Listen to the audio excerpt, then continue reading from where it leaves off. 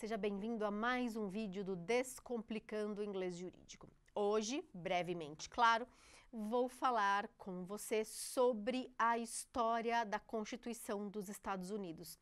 Lembro que este conteúdo está disponibilizado de uma forma mais completa na nossa Legal Translation Academy, o nosso curso de tradução jurídica, claro, para tradutores.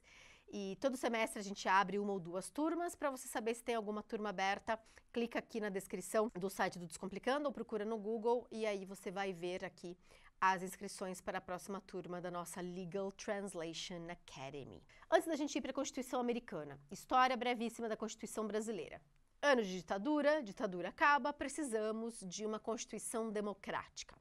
Parlamentares se reúnem e então criam a nova carta aqui no Brasil, que é a nova Constituição de 1988. Uma Constituição que prevê muitos direitos, uma Constituição que prevê muitas proteções ao cidadão, uma Constituição extremamente longa, se não me engano, 250 e poucos artigos, fora as emendas constitucionais, e uma Constituição difícil de ser alterada, mas possível, e a gente já fez isso ao longo dos anos várias vezes. Então, vamos para o tema deste vídeo, Constituição Americana.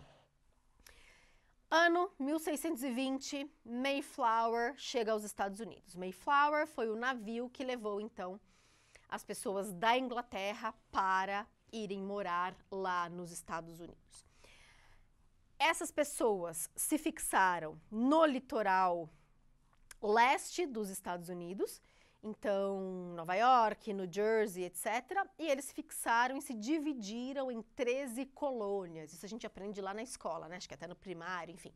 Só aqui pra gente relembrar.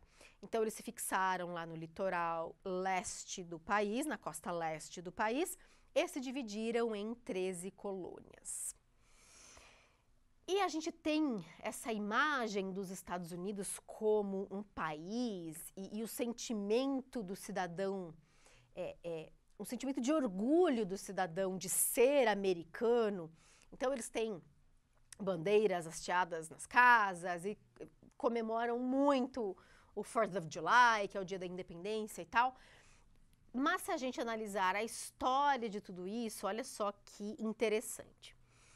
Em 2018, eu fui fazer um curso de verão, uma extensão universitária de verão lá na Fordham Law School, em Nova York, e estava buscando alguns presentes para minha filha, e uma coisa muito interessante, um traço cultural muito interessante do americano, é que ele coloca de uma forma muito, não infantil, mas de uma forma muito simples, a história deles, a história do país deles. Então, eles têm vários livros sobre a Constituição Americana, sobre a Guerra de Secessão Americana,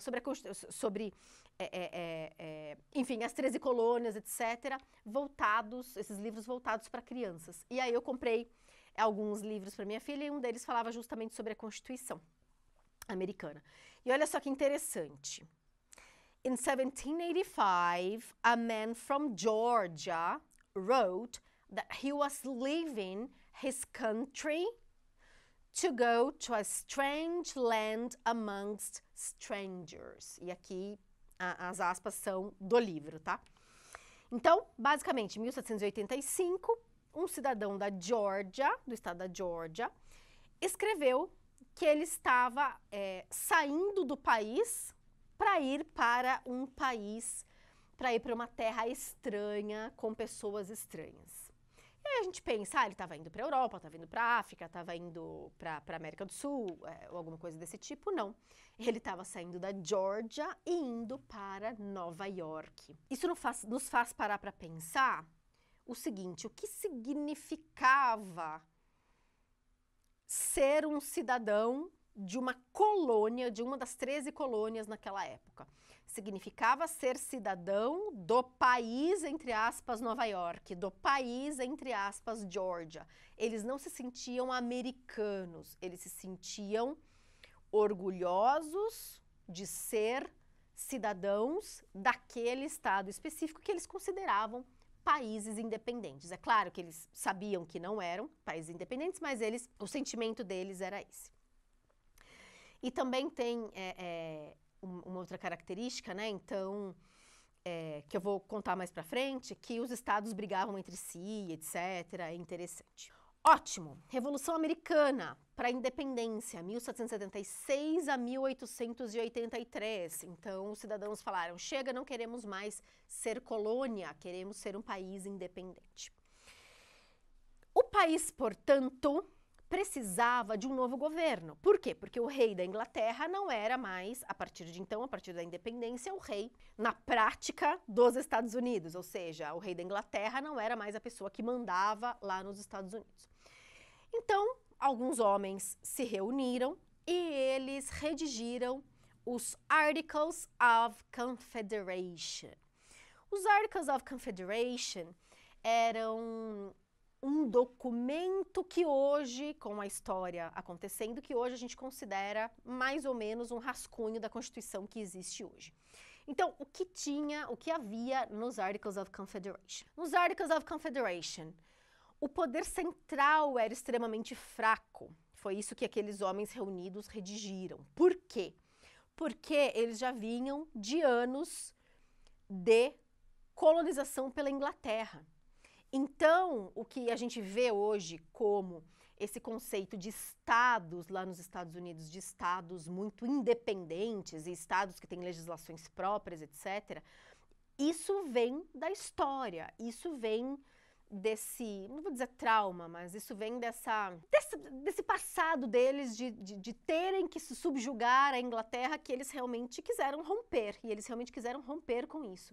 Então, nos Articles of Confederation, o poder central era muito fraco. Então, portanto, os estados tinham poderes demais. Por exemplo, os estados podiam cunhar a própria moeda, os estados podiam guerrear um com o outro pela posse de um rio, por exemplo. Então, quando a gente estuda, a gente vê Nova York, o estado de Nova York, o estado de Nova Jersey, em guerra, disputando as fronteiras de um rio. Então, a gente vê nos Articles of Confederation uma falta de uma cola, uma falta de um poder central mais forte para realmente organizar todo aquele país. Muito bem, chegou-se à conclusão de que realmente os Articles of Confederation não iam suprir as necessidades do novo país, e aí os homens se reuniram novamente com o intuito de redigir novamente os Articles of Confederation. E eles perceberam, no final das contas, que era muito mais fácil e mais prático redigir um novo documento do que ficar revisando aquele documento anterior. Então, em 1787, eles se reuniram na Federal Convention. Eles se convenceram de que eles precisariam de um novo documento, de uma nova Constituição para os Estados Unidos. 55 homens de 12 estados se reuniram na Filadélfia. E é interessante, né, que até ler esse livro de criança, de bastidores, eu imaginava o seguinte, imagino que você também possa ter pensado dessa maneira, quando a gente lê nos livros, né, de adultos, de história, então 55 homens de 12 estados, Rhode Island não foi, por isso que são 12 estados aqui, das 13 colônias, né? 12 colônias e não as 13 se reuniram.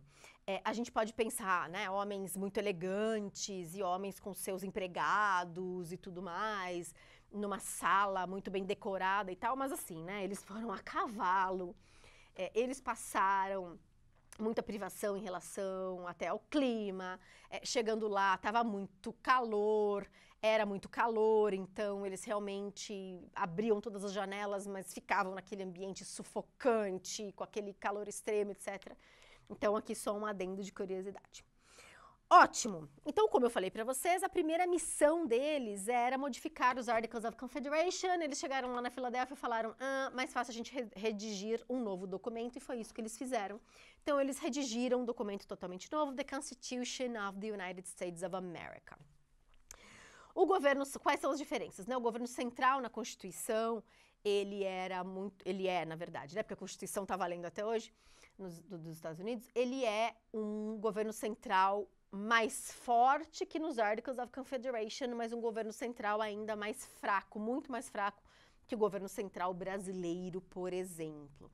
Os estados continuam lá nos Estados Unidos com muitas competências exclusivas, por exemplo. Então, hoje a gente tem lá nos Estados Unidos 50 estados independentes e a gente fala que existem 51 sistemas jurídicos dentro dos Estados Unidos. Por quê?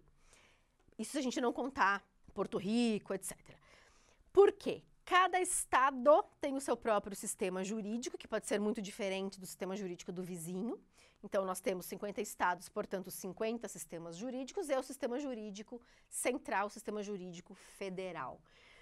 É por isso que os advogados lá nos Estados Unidos, eles advogam para na verdade, eles são aprovados, né, para advogar para na maioria das vezes, para estado, e quando eles querem advogar para mais do que um estado, eles advogam para 2 estados no máximo, um estado vizinho do outro, etc. Então, é relativamente comum um advogado que atua em Nova York depois começar a atuar, por exemplo, em New Jersey.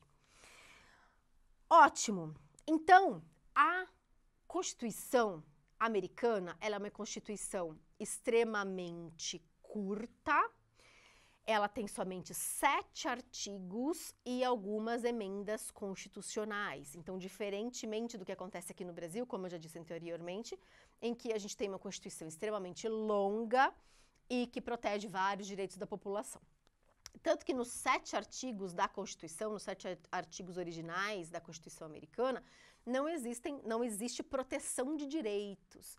É só nas emendas constitucionais que haverá a previsão da proteção de direitos do cidadão, mas principalmente proteção do direito, ou melhor, proteção do cidadão contra o Estado, ou seja, por exemplo, né, o direito de search and seizure, ou seja, só com um mandado judicial o Estado pode entrar na casa, na residência do cidadão, etc.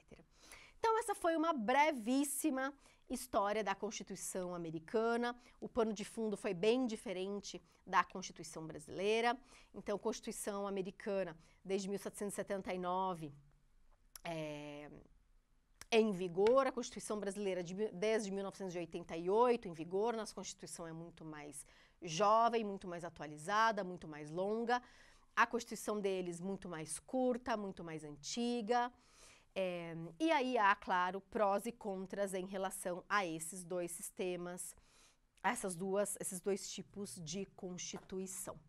Então, convido você para ver a nossa turma atual lá da Legal Translation Academy, se você é tradutor e quer se especializar em tradução jurídica. Muito obrigada por assistir a mais um vídeo nosso e até a próxima.